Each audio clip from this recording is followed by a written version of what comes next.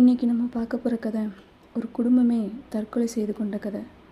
அவங்க எதுக்கு தற்கொலை பண்ணிக்கிட்டாங்க அப்படிங்கிறது தான் அந்த கதை. வாங்க கதைக்குள்ளே போகலாம். அதுக்கு முன்னே சப்ஸ்கிரைப் பண்ணாதவங்க சப்ஸ்கிரைப் பண்ணிக்கோங்க, பிடிச்சிருந்தால் லைக் பண்ணுங்கள். சில மாதங்களுக்கு முன்பு சென்னையில் புறநகர பகுதியில் ஒன்றில் ஒரு குடும்பமே தற்கொலை செய்து கொண்ட தினப்பத்திரிகையில் தலைப்புச் செய்தியாக கோர சம்பவத்தை அவ்வளவு சீக்கிரம் யாரும் மறந்திருக்க முடியாது. ஒரு நிறுவனம் என்ற முறையில் அந்த செய்தியை துரத்தி கொண்டு வேறு ஏதாவது விவரங்கள் கிடைக்குமா என்று விசாரிக்க முனைந்த போதுதான் சந்திக்க நேர்ந்த நிஜம் மிக மிக அவலமானது, கொடூரமானதும் கூட. வரதட்சணை கொடுமையால் தான் அந்த குடும்பம் தற்கொலை செய்து கொண்டது என்று போலீஸ் தரப்பில் சொல்லப்பட்டிருக்க உண்மையான காரணத்தை நான் அறிய நேர்ந்தபோது உறிந்துதான் போனேன். இதை விசாரமாக நீட்டி மூழ்கி கொண்டிருப்பதில் எனக்கு விருப்பமில்லை.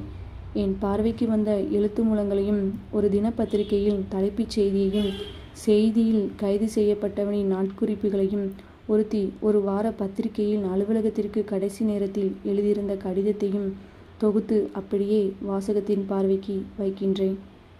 தினப்பத்திரிகை செய்தியிலிருந்து: ஒரு குடும்பமே தற்கொலை, வரதட்சணையா கொடுமையா? சென்னை, ஆகஸ்ட் 18.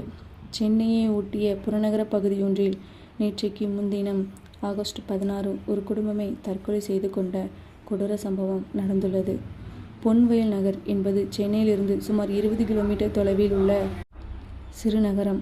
இங்கு வேதவள்ளி அவென்யூ கதவு எண் 7இல் முனிபாண்டியன் 60 என்பது தன் மனைவி மல்லிகா 50 வயது, 2 மகன்கள் மாரியப்பன் 30, சங்கரன் பாண்டியன் 24 மற்றும் 2 மகள்களுடன் பூங்காவனம் 29, செல்லக்கொடி 24 வசித்து வந்தார்.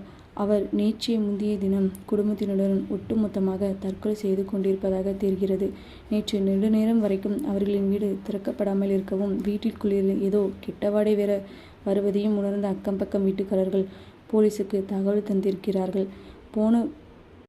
பொன்வயல் நகர் காவல் நிலையத்தை சேர்ந்த சப் இன்ஸ்பெக்டர் கேசவகுமார் தலைமையில் வீட்டை உடைத்து பார்க்க குடும்பத்தினருக்கு யாவரும் பிணமாய் கிடந்திருக்கிறார்கள். உடனே பிணங்களை கைப்பற்றி காவல்துறையினர் வட்டாட்சியருக்கு தகவல் தெரிவித்து அவர் மூலம் அருகிலுள்ள அரசின் ஆஸ்பத்திரிக்கு அனுப்பி பிரேத பரிசோதனை உத்தரவிடப்பட்டிருக்கிறது. வீட்டில் கிடந்த காலி விஷப்பாட்டில் இருந்து அவர்கள் அனைவரும் விஷம் அருந்தி இறந்திருக்கலாம் என்று காவல்துறையினர் தரப்பில் சொல்லப்படுகிறது. அக்கம் பக்கத்தில் விசாரித்ததில் முனியபாண்டியின் மூத்த மகள் பூங்காவனத்திற்கு சமீபத்தில் தான் திருமணம் நிச்சயிக்கப்பட்டிருந்தது. இன்னும் சில நாட்களில் திருமணம் நடத்த எல்லா ஏற்பாடுகளும் செய்யப்பட்டிருந்ததாகவும் தெரிகிறது. பூங்காவனத்திற்கு திருமணம் நடக்க மிக சில நாட்களே இருந்த நிலையில் இவர்கள் குடும்பத்தோடு தற்கொலை செய்து கொண்டிருப்பதால் தற்கொலைக்கு காரணம் வரதட்சணையா இருக்கலாம் என்கிற சந்தேகத்தின் பேரில் திருவள்ளுவர் மாவட்டம் மேலச்சாவடியைச் சேர்ந்த குமரேசன் 57 வயது மற்றும் அவருடைய மகன் கதிரேசன் 32 இருவரும் கைது செய்யப்பட்டிருக்கிறார்கள். கதிரேசனுக்கும் தான் பூங்காவனத்தை திருமணம் முடிக்க பேசி நிச்சயதார்த்தமும் முடித்திருப்பதாகவும் தெரிகிறது. சப் இன்ஸ்பெக்டர் கேசவரும் வழக்கை பதிவு செய்து புலன் விசாரணை செய்து வருகிறார்கள். கைது செய்யப்பட்டிருந்த கதிரேசனின் டைரி அதில் எழுதப்பட்டிருந்தது: ஜூன் 19. நாளைக்கு பெண் பார்க்க போகிறோம். வீட்டில் எனக்கு திருமணத்திற்கான முயற்சிகளில் இறங்கிய போதே தீர்மானித்து விட்டேன். நான் பார்க்க நேர்கிற முதல் பெண்ணை மனைவியாக்கிக் கொள்வது என்று. நாளைக்கு பார்க்க போகிற பெண்ணின் பெயர் பூங்காவனம் என்று அம்மா சொன்னாள். பூங்காவனம் என்ன அழகான பெயரோடு, இயற்கையை இணைந்த பெயர். பூங்காவனம் கதிரேசன் பொருத்தமாகத்தான் இருக்கும். எனக்கு எதிர்பார்ப்புகள் மிக குறைவு. நாளைய மனைவியை பற்றி கனவுகளும் அதிகமில்லை.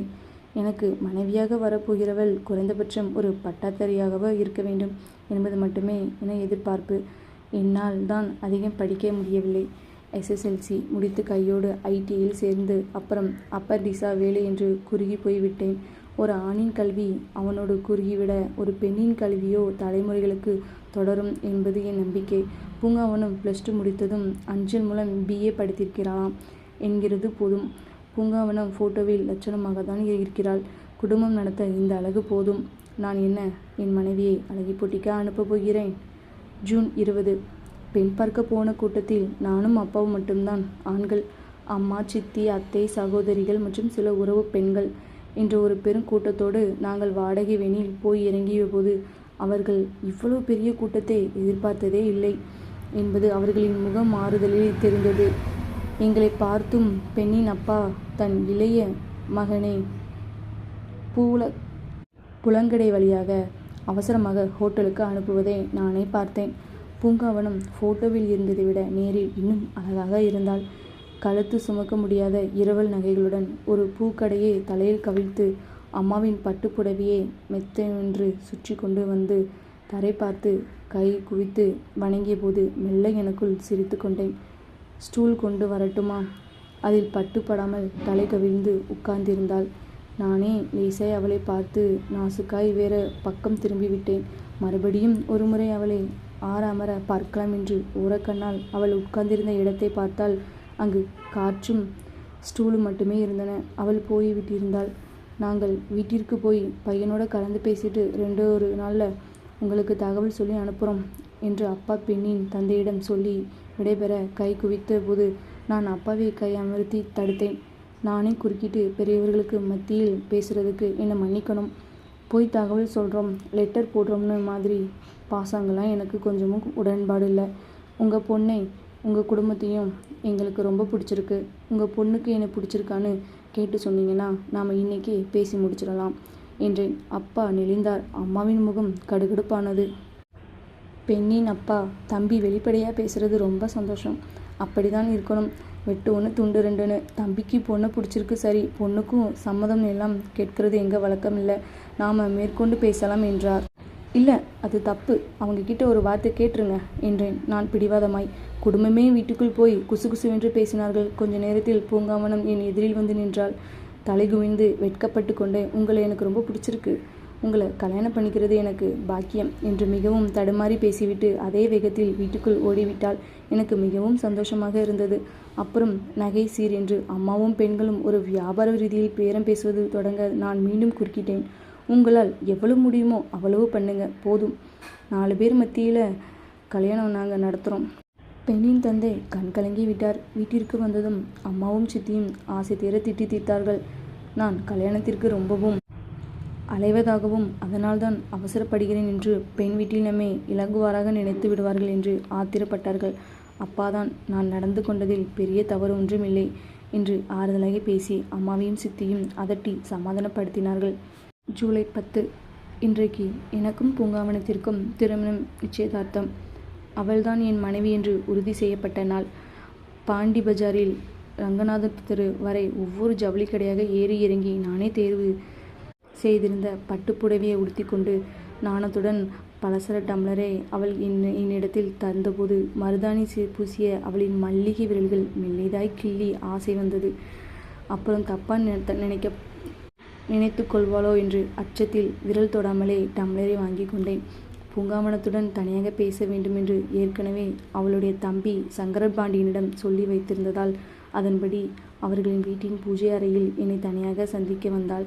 எனக்கு மட்டும் தெரிய தேவர்கள் பூமாறி பொழிந்த அந்த தேவகணத்தில் நாணி கொண்டிருக்க தயங்கியபடி வந்த அவளின் பூ போன்ற விரலில் நான் ஏற்கனவே வாங்கி போயிருந்த மோதிரத்தை அணிவித்தேன்.